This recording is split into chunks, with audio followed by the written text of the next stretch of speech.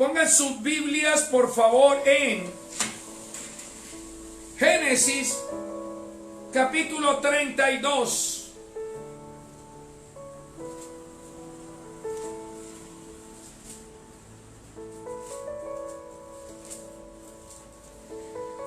Génesis capítulo 32, versículos del 1 en adelante. Amén. Génesis capítulo 32, versículos 1 en adelante. Dice la palabra de la siguiente manera: Jacob siguió su camino y le salieron al encuentro ángeles de Dios. Y dijo Jacob cuando los vio: campamento de Dios es este. Y llamó el nombre de aquel lugar Mahanamim, que significa dos campamentos. Y envió Jacob mensajeros delante de sí a Esaú su hermano, a la tierra de Seir, campo de Edom, y les mandó diciendo: así diréis a mi señor Esaú: así dice tu siervo Jacob, con Labán he morado y me he detenido hasta ahora. Tengo vacas, asnos, ovejas y siervos y siervas, y envío a decirlo a mi señor para hallar gracia en tus ojos. Los mensajeros volvieron a Jacob diciendo: vinimos a tu hermano Esaú, y él también viene a recibirte, y 400 hombres vienen con él. Entonces Jacob tuvo gran temor y se angustió, y distribuyó al pueblo que tenía consigo, y las ovejas, y las vacas, y los camellos, en dos campamentos. Y dijo: si viniere Esaú contra un campamento y lo ataca, el otro campamento escapará.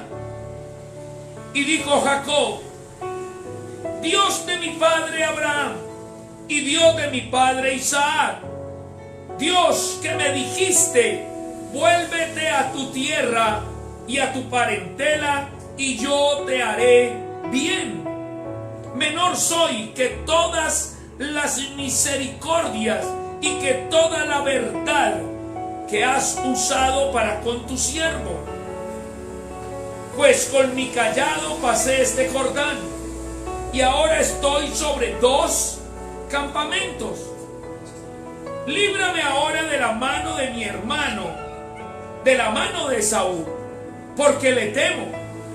No venga acaso y me hiera la madre con los hijos. Y tú has dicho: yo te haré bien, y tu descendencia será como la arena del mar, que no se puede contar por la multitud. Y durmió allí aquella noche Jacob, y tomó de lo que le vino a la mano un presente para enviarle a su hermano Esaú: 200 cabras, 20 machos cabríos, 200 ovejas y 20 carneros, 30 camellas paridas con sus crías, 40 vacas y 10 novillos, 20 asnas y 10 borricos. Y lo entregó a sus siervos, cada manada de por sí. Y dijo a sus siervos: pasad delante de mí y poned espacio entre manada y manada. Y mandó al primero diciendo: si Esaú mi hermano te encontrare y te preguntare, diciendo: ¿de quién eres? ¿Y a dónde vas? ¿Y para quién es esto que llevas delante de ti? Entonces dirás: es un presente de tu siervo Jacob, que envía a mi señor Esaú, y he aquí también él viene tras nosotros. Mandó también al segundo y al tercero y a todos los que iban tras aquellas manadas, diciendo: conforme a esto hablaréis a Esaú cuando le hallaréis. Y diréis también: he aquí tu siervo Jacob viene tras nosotros, porque dijo: apaciguaré su ira con el presente que va delante de mí, y después veré su rostro, y quizá le seré acepto. ¿Ven? Jacob, el hombre al que le había llegado la palabra del Señor de ser también él la iniciación de una nación, que años y generaciones atrás le había hablado esa palabra Dios a Abraham, y luego se la habló a Isaac, hijo de Abraham, y ahora quien tenía esa promesa para que él fuera patriarca de Israel era Jacob. Venía con 11 hijos cuando empieza esta historia del capítulo 32 de Génesis, pero venía con 11 hijos y mucha riqueza, pero también venía con un pasado a cuestas, venía con un pasado que le perseguía, venía con un pasado que él no había podido resolver, un pasado que le estaba carcomiendo el corazón, que le estaba carcomiendo el alma. Y podemos recordar la historia de Jacob y de Esaú, y de cómo desde el nacimiento Jacob se hacía de artimañas para lograr avanzar de manera ilícita por encima de las demás personas. Jacob, que quiere decir engañador, que quiere decir truán, que quiere decir estafador, es un hombre que desde su nacimiento cargó también con el significado de su nombre. Y vemos cómo ese pasado que lo llevó a tener una división entre su padre y su madre, por cuanto su padre tenía la bendición para Esaú, a quien tenía sus afectos más grandes, y la madre que tenía sus afectos por Jacob, tramaron una estrategia.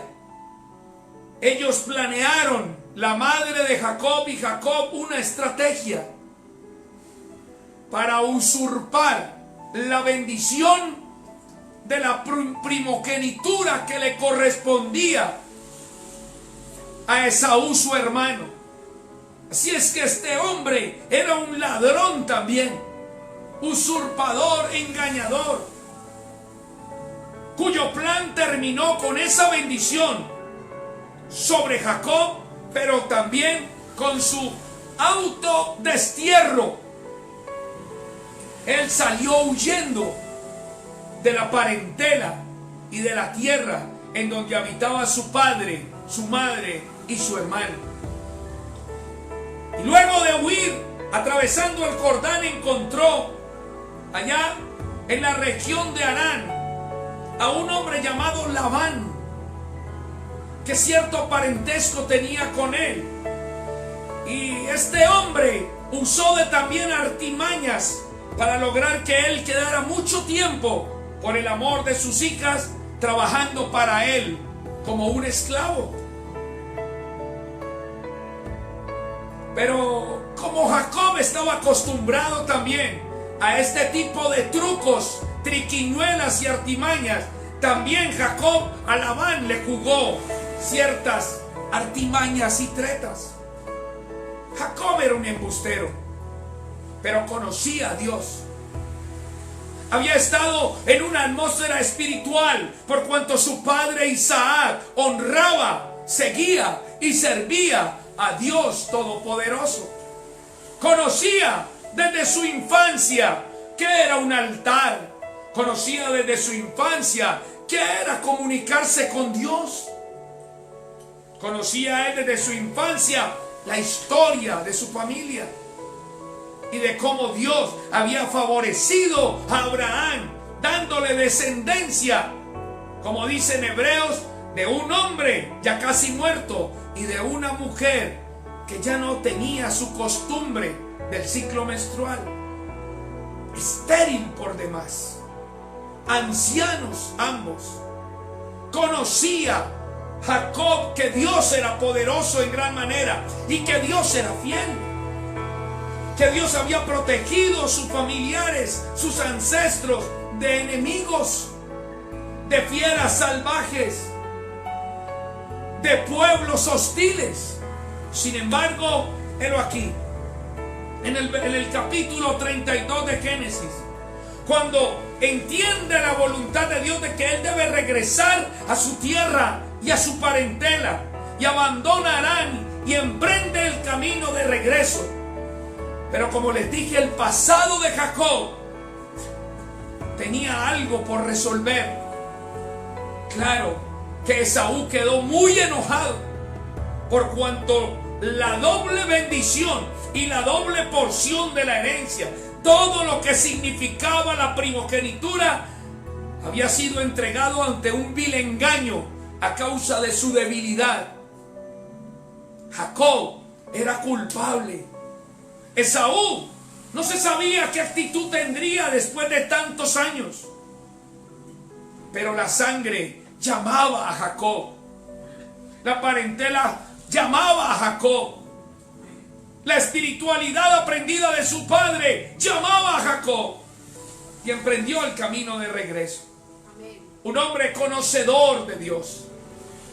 Sin embargo, dice la palabra del Señor en el versículo 2 que Jacob vio unos ángeles que le salieron al encuentro y dijo: campamento de Dios es este, y llamó el nombre de aquel lugar Mahanaim,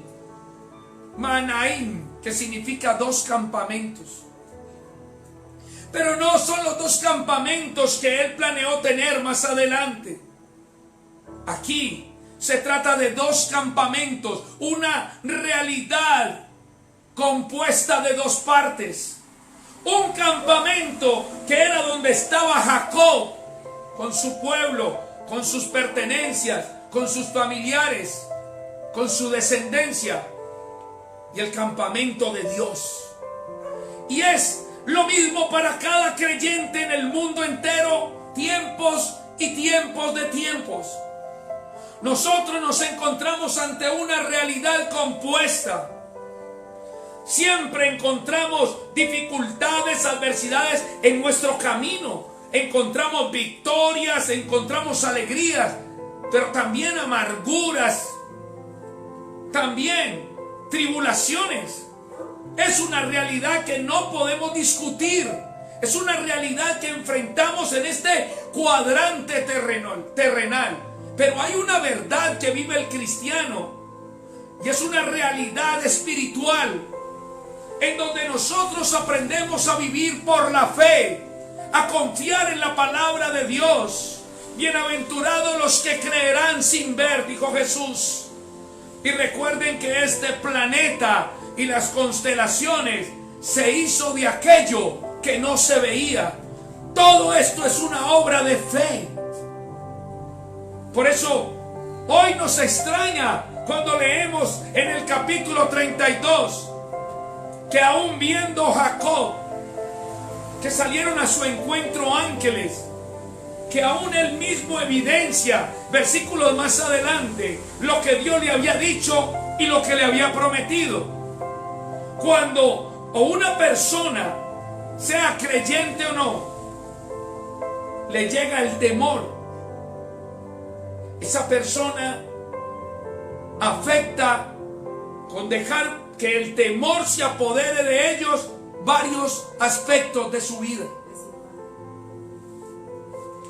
Cuando una persona que le llega el temor se deja invadir por el pánico, afecta primeramente la mente, porque el temor es el miedo a algo que todavía no ha sido efectivo en nuestra vida. Es algo que creemos que va a llegar, pero que no sabemos si llegará. entonces empezamos a hacer planes y a prepararnos para enfrentar eso que viene con aquel temor. Muchos se comen las uñas, otros se esconden detrás de una pluma.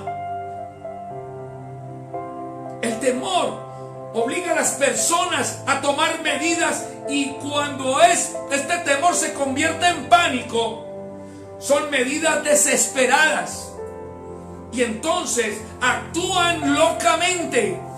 Y cuando locamente actúan, las consecuencias, la mayor cantidad de veces, serán negativas. Amén. Serán negativas, funestas, afecta a la mente. Lo dice aquí la escritura, cuando él dice que se encontraba angustiado. Vamos a leerlo. Dice en el versículo 7, desde el 6, dice: los mensajeros de Jacob volvieron a él y le dijeron: vinimos a tu hermano Esaú, y él también viene a recibirte, pero viene con 400 hombres. Cuando usted le dice que su enemigo es así de numeroso, cuando usted tiene cuentas pendientes y sabes que te vas a enfrentar con un enemigo que viene así, con tantos a su alrededor, entonces pierden la noción, y muchos se olvidan de las promesas que Dios les ha hecho. Y muchos se olvidan de la comunión, y muchos empiezan a prepararse para lo peor. Les parece conocido de la gente salir corriendo y hacer colas enormes para comprar papel higiénico. Hace apenas 2 meses no se encontraba papel higiénico, encontrábamos arroz, carne, pero no papel higiénico, porque había una noticia que llenó de temor el corazón aún de los creyentes. Lo primero que afecta, dice el versículo 7, entonces Jacob, al escuchar esto, tuvo gran temor y se angustió, y distribuyó el pueblo que tenía, y las ovejas y las vacas y los camellos, en 2 campamentos. Pensando tal vez que como aquel lugar se llamaba Mahanamim, 2 campamentos, se trataba de que Dios le iba a multiplicar en 2 campamentos. Pero no era una multiplicación en realidad, era una división. Estaba esperando lo peor, porque si Esaú viene contra un campamento, tal vez el otro se salvará. Estaba anunciando una derrota anticipadamente. No daba por ganado sino el 50%. Y esto lo que hace el temor: invade la mente y nos trae inmediatamente a pérdida. Vamos a salvar lo que podamos, del ahogado aunque el sombrero. Amén. Está la iglesia. Así te identificas con lo que estamos hablando, mi amigo. Iglesia, a veces el temor viene porque alguien dijo un rumor que se convirtió en bola de nieve, y todos salimos corriendo con Vicente, porque le preguntamos a Vicente: ¿para dónde va Vicente? Y él contestó: ¿para dónde va la gente? Muertos del pánico, muertos del susto. Llega a tu mente y te desestabiliza. No podré lograrlo, no podré hacerlo, no podré pasar, no podré llegar. ¿Y qué pasará mañana?, dijo José Luis Perales. Pero también lo dicen miles y miles de personas cuando escuchan una noticia que a veces no resulta ser una noticia real, y lo dan por hecho y empiezan a trabajar y a planear una derrota anticipada. Amén. afecta también la espiritualidad. ¿Por qué digo que afecta la espiritualidad? Mire lo que dice la Escritura en el versículo 9. Y dijo Jacob: Dios de mi padre Abraham y Dios de mi padre Isaac, Jehová que me dijiste, escucha bien, vuélvete a tu tierra y a tu parentela, y yo te haré bien. Menor soy que todas las misericordias y que toda la verdad que has usado para con tu siervo. Pues con mi callado pasé este Jordán, y ahora estoy sobre 2 campamentos. 11. Líbrame ahora de la mano de mi hermano, de la mano de Saúl, porque le temo. De la abundancia del corazón habla la boca. No venga acaso y me hiera la madre con los hijos. Y tú has dicho también, versículo 12, yo te haré bien, y tu descendencia será como la arena del mar, que no se puede contar por la multitud. Amén. Y durmió allí, dice la Biblia. Si Dios te habló una palabra, si Dios te dijo que vas a llegar hasta donde está tu descendencia, tu parentela, hasta donde está tu parentela y tu tierra, ¿quién podrá impedir que tú llegues a ese lugar?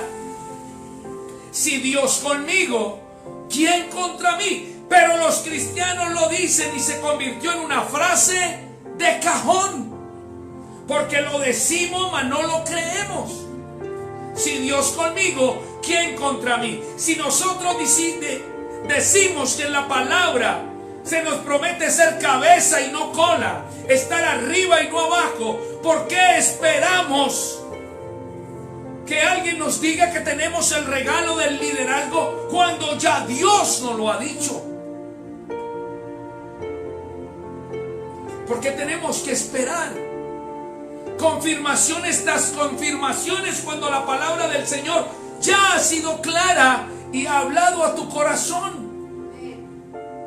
Amén. Cuando Dios dice yo te sano, no hay, y si de pronto la quimioterapia no funciona, pastor.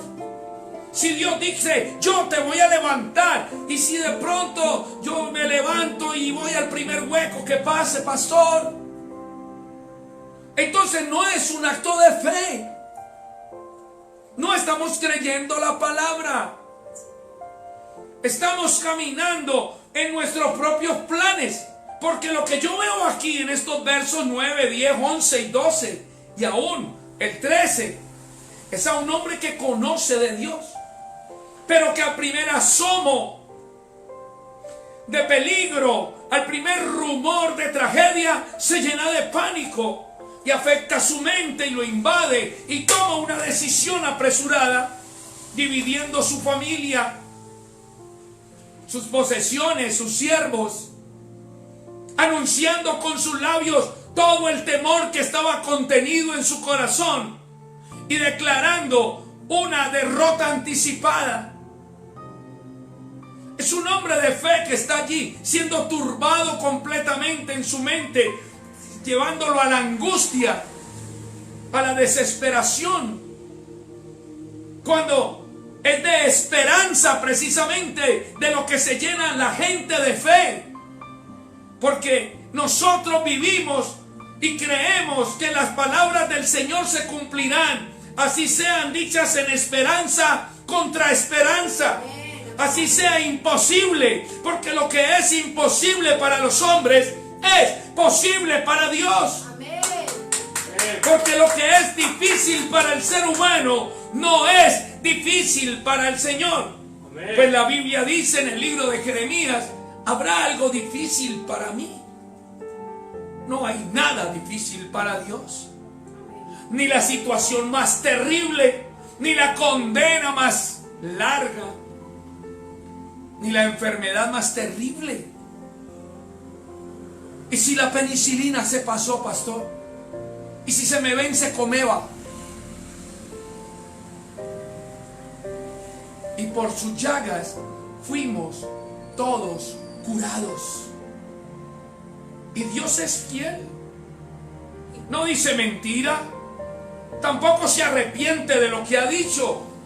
No es el problema del poder ni de la fidelidad de Dios. Es un problema en la vida del creyente, que se llama creyente, pero que aún los demonios más creen y tiemblan que él delante del Señor. ¿Cuántos dicen amén a eso? Amén. Que no lo digo yo, lo dice la Biblia. Amén. Amén. Afecta la espiritualidad, porque aquí, después de declarar que Dios le había dicho que regresara, después que le había dicho vuelve, que yo te haré bien, después que le había dicho tu descendencia será como la arena del mar, ¿cómo este hombre puede creer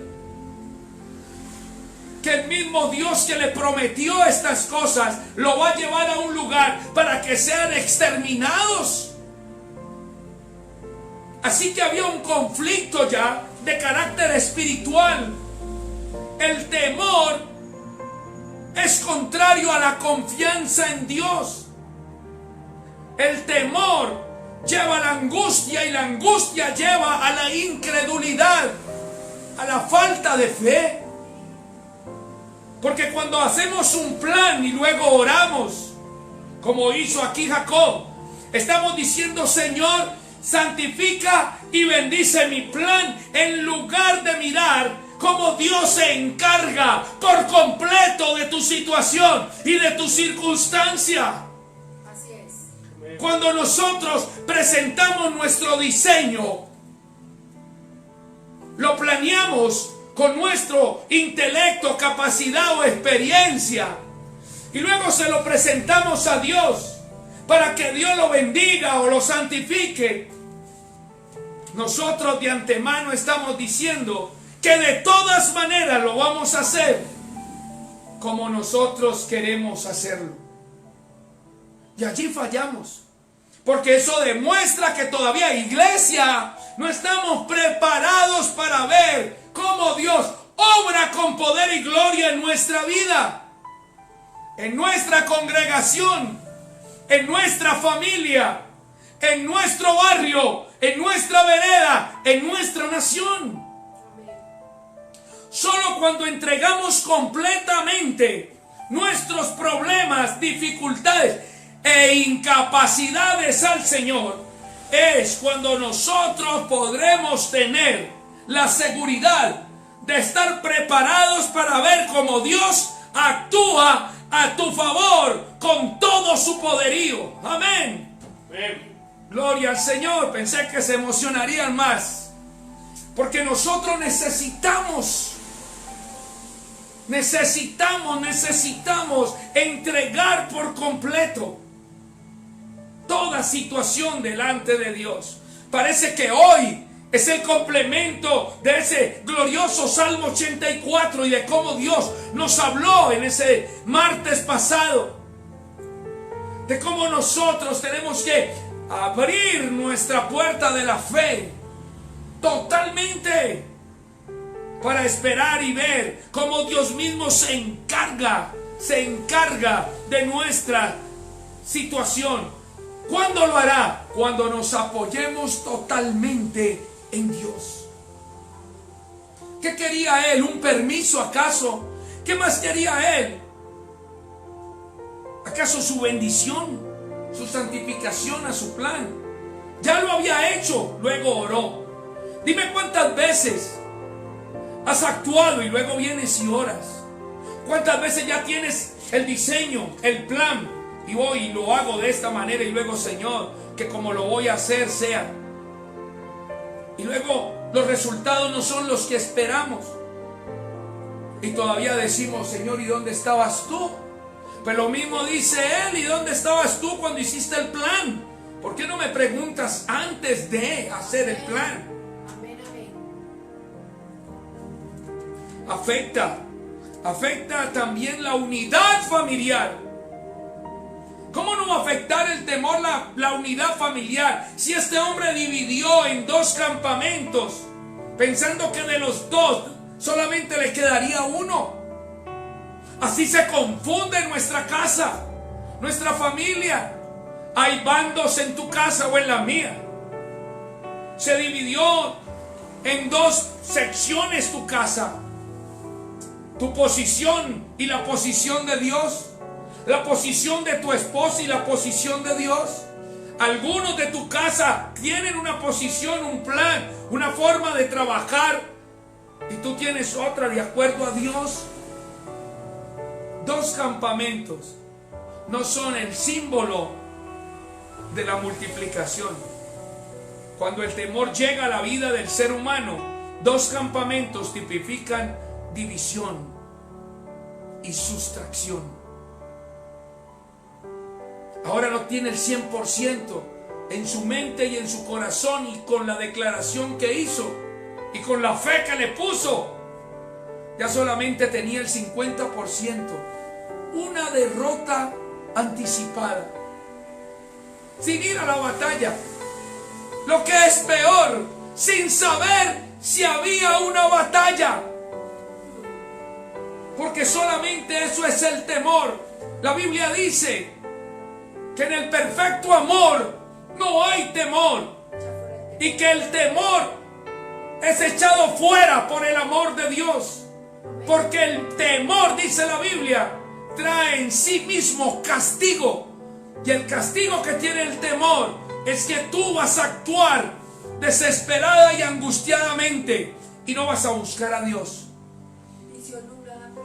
Amén, absolutamente. Pero también afecta la economía. Una situación de temor te hace tomar medidas desesperadas, prematuras. Cojamos la oferta. ¿Cómo no va a querer Dios que tengamos esto y aquello? Pero no se lo preguntamos. Atención, fin negro, fin de semana, viernes negro. Corremos.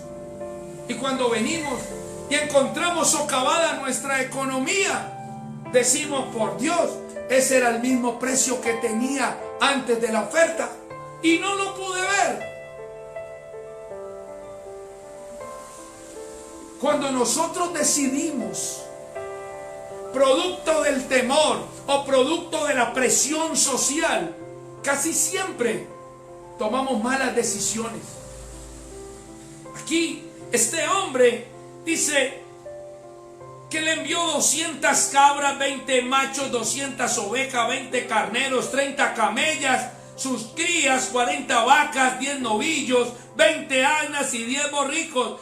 Y todo eso se lo envió como una misiva de paz, tratando de persuadir, anestesiar a Esaú de su dolor, de su venganza, tratando él de controlar la situación, tratando él de hacerlo como ya sabía hacerlo, robando, engañando, haciendo tretas, haciendo embustes, porque no le mandó esas cosas porque lo amara, en realidad, porque en ese momento lo mandó fundado en el temor de que él venía con 400 hombres a exterminarlo a él y a su familia.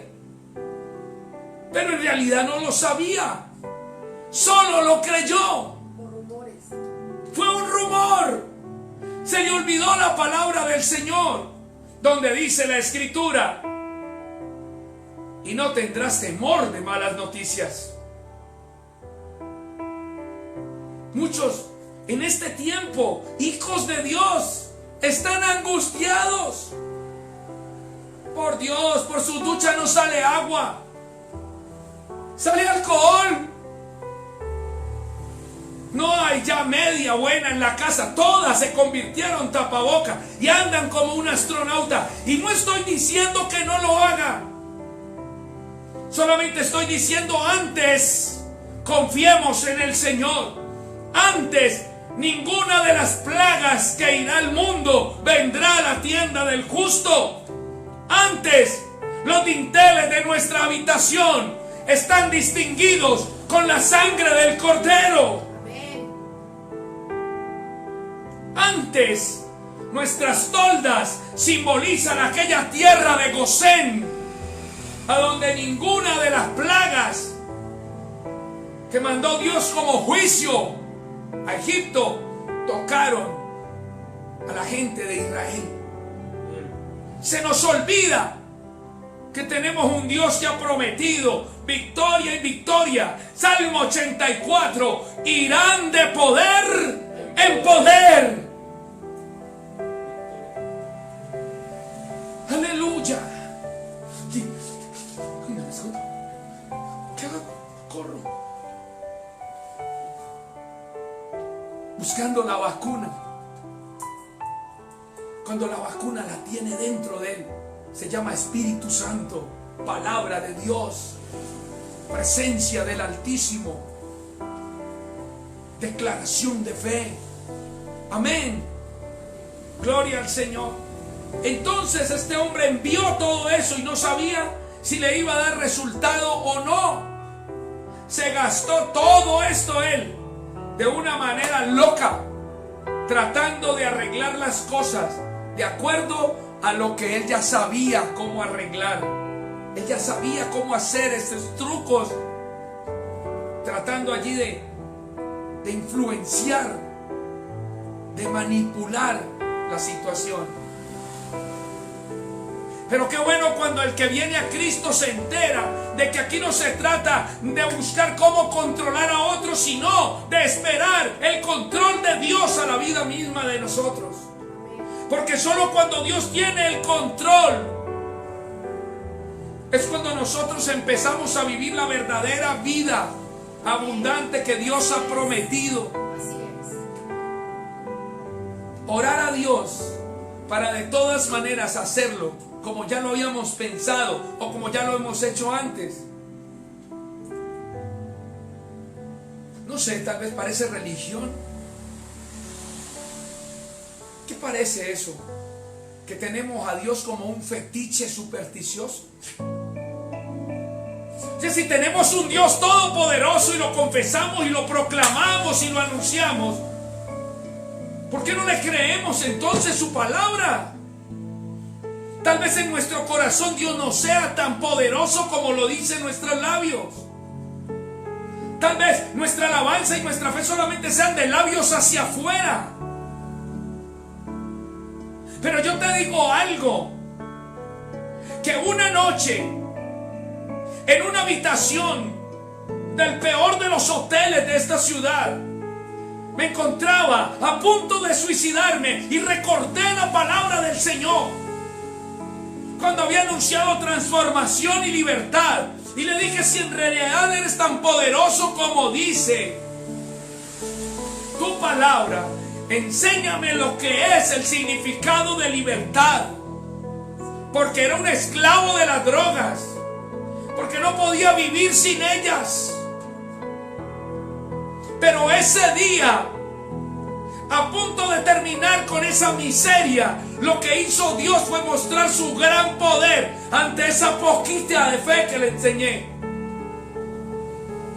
Por eso yo te digo que no sé cómo se nos puede olvidar cómo hasta la presente Dios nos ha rodeado. Y Jacob lo sabía. Líbrame ahora de la mano de mi hermano Esaú, porque le temo. ¿Y qué más decía él? Menor soy que todas las misericordias que has hecho en mi vida, y que toda la verdad que has usado para conmigo. Pues mi callado con él pasé el Jordán, y ahora estoy sobre dos. Dios lo había bendecido sin importar todo lo que él era y la forma en que él resolvía sus problemas. ¿O acaso Dios no hace salir el sol sobre justos e injustos? ¿O acaso Dios no hace llover sobre los buenos y sobre los malos? Las bendiciones y las misericordias de Dios, si tú haces una evaluación de tu vida, vas a ver que son mucho más que el simple respirar. Vas a ver cuando hagas el inventario de tu vida, el inventario de tu presente, que aún hay miles de personas que están viviendo terribles situaciones, nada comparables con la tuya. Como él, sabiendo todo lo que Dios le había dado, dicho y prometido, todavía podía decir: Señor, líbrame porque tengo temor de Él. Si vamos a tener temor, tengamos un temor reverente, pero de Jehová, Dios de los ejércitos. Amén. Porque el temor a Dios es el principio de la sabiduría. Así es. Temer al hombre es ridículo, es triste. Proverbios 29:25 dice: Proverbios 29:25 dice: el temor del hombre pondrá lazo. El temor que tenemos hacia lo que nos puedan hacer aquí externamente nos pondrá una trampa todas las veces que lo tengamos. Hoy Dios te invita a no tener temor. Mas el que confía en Dios será exaltado. Hoy Dios te invita a confiar en Él, a descansar en Él, a que no actúes de acuerdo a la circunstancia, conforme a tus planes, ni fundado en el temor, ni en la angustia, ni en el dolor, ni en el luto, ni tampoco en la prosperidad. Actúa de acuerdo a la fe. Actúa de acuerdo con lo que has oído de Dios. Actúa conforme a los mandamientos de nuestro Creador. Dios no te dará un mandamiento que a ti te haga daño. Todo lo que un padre quiere para un hijo es que le vaya bien. Ninguna disciplina a la presente parece afectar para gozarse. Pero definitivamente, dice la Escritura, es necesaria para formar un carácter y empezar a distinguir verdaderamente entre lo conveniente y lo que no es conveniente. Amén. Y te enseñará esa disciplina a distinguir entre lo bueno y lo malo.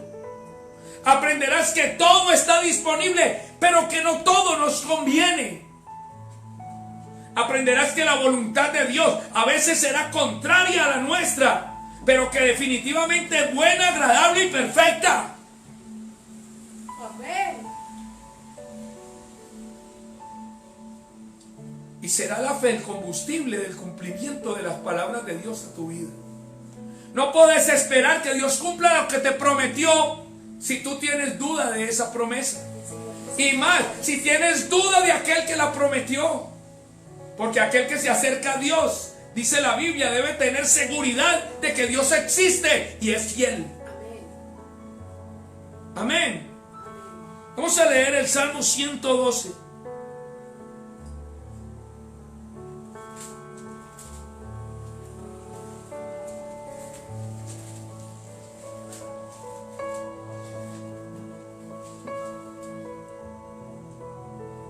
Disculpen.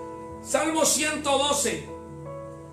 Bienaventurado el hombre que teme a Dios y en sus mandamientos se deleita en gran manera. Su descendencia será poderosa sobre la tierra. La generación de los rectos será bendita. Bienes y riquezas hay, habrá o hay en su casa, y su justicia permanece para siempre. Resplandeció en las tinieblas luz a los rectos. Es clemente, misericordioso y justo. El hombre de bien tiene misericordia y presta. Escucha, gobierna sus asuntos con buen juicio. Por lo cual no resbalará jamás. En memoria eterna será el justo. No tendrá temor de malas noticias, porque su corazón está firme, confiado en el Señor. Asegurado, asegurado está su corazón y no temerá. Hasta que vea en sus enemigos su deseo. Reparte, da a los pobres, su justicia permanece para siempre, su poder será exaltado en gloria. ¡Wow! ¡Wow! ¡Qué lindo! Mira, hoy estamos echando fuera el temor de la vida de las gentes. Amén. Sacudámonos del temor y despertemos ahora, dice el versículo 13 allá en Génesis 32. Y durmió. Pero ¿cómo no iba a dormir? Tenía una fe dormida, cansada. Lo que Dios nos viene hablando todo este tiempo. Amén. Dormidos. Una anestesia que nos echa el mundo. No un brebaje de brujas que estamos bebiendo a través de estos dispositivos cuando no vemos cosas que son de Dios o cosas que edifican.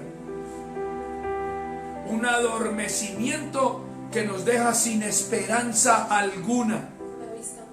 Cuanto más están predicando los pastores y los predicadores en el mundo a través de estos aparatos, cuando menos la gente los oye.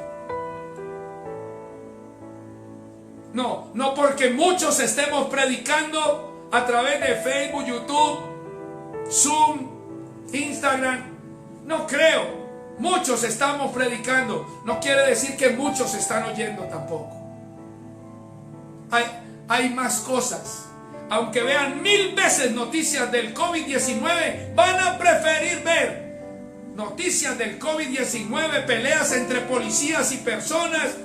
Van a ver cualquier cosa diferente de lo que es la palabra del Señor. Vas a deslizar inmediato, porque no entretiene, sino que te presenta un espejo para que arregles tu vida y te compongas delante del Señor. No nos gusta escuchar la palabra, pero es por la palabra que vamos a ser justificados.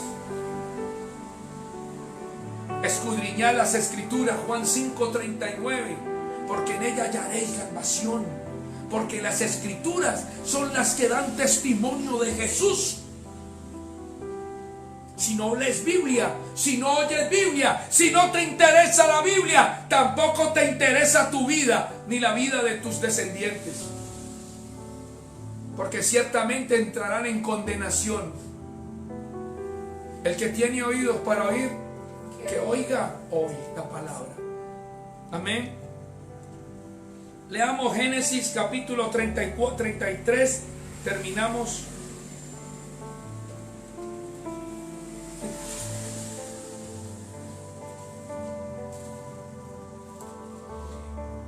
Génesis versículo 4 del capítulo 33.